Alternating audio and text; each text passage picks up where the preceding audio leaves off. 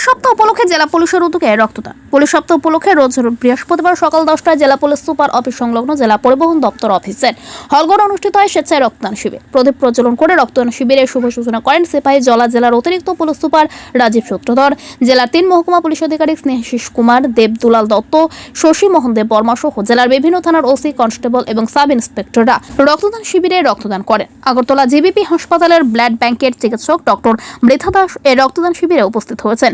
Additional SP জানান, police সপ্তাহ উপলক্ষে এই রক্তদান শিবিরে 50 জনের উপর পুলিশ অফিসার এবং কনস্টেবল, ট্রাফিক সবাই মিলে স্বেচ্ছায় রক্তদান করেছে। অ্যাডিশনাল এসপি সমস্ত পুলিশ জওয়ানদের পাশাপাশি সমস্ত সুস্থ সবল মানুষদেরও স্বেচ্ছায় রক্তদানের জন্য বার্তা দেন।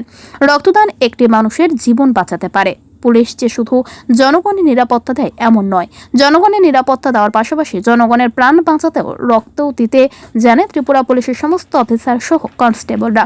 রক্ত মুমূর্ষ রোগীর প্রাণ বাঁচায়, তাই স্বেচ্ছায় সমস্ত পুলিশ জওয়ানদের রক্তদানে এগিয়ে আসার জন্য বার্তা দিয়েছেন অ্যাডিশনাল এসপি। আপনারা সবাই জানেন যে এখন ত্রিপুরা পুলিশ সপ্তাহ 2025 চলছে সারা রাজ্যব্যাপী।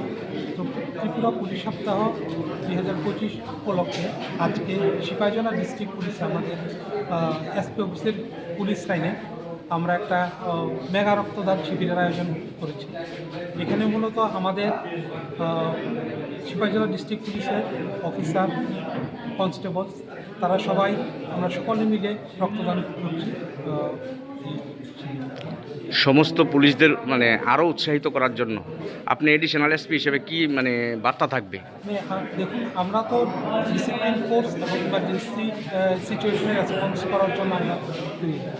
তো এটা আমাদের একটা ক্যালেন্ডারের মধ্যে আছে। আমরা যখনই সুযোগ পাই আমরা আমাদের ছেলেরা, আমাদের অফিসাররা রক্তদানের জন্য প্রস্তুত থাকি।